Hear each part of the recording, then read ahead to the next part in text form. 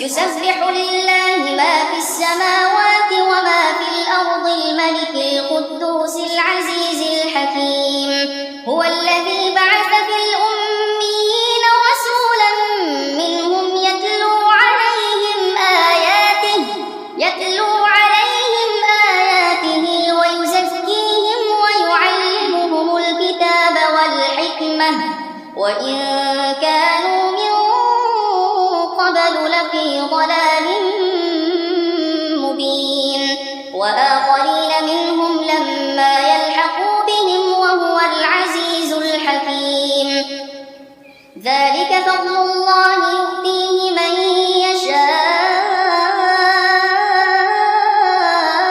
والله ذو الفضل العظيم مثل الذين حملوا التوراة ثم لم يحملوها كمثل الحمار يحمل أسفارا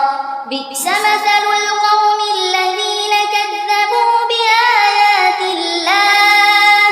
والله لا يهدي القوم الظالمين قل يا أيها الذين هادوا إن زعمتم أنكم أولياء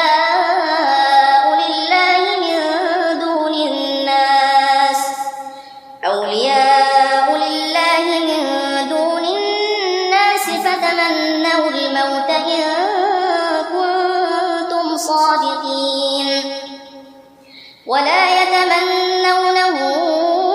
أبدا بما قدمت أيديهم والله عليم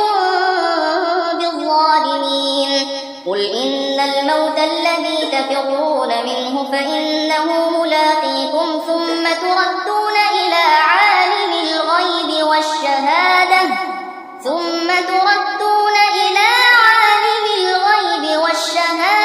فينبئكم بما كنتم تعملون يا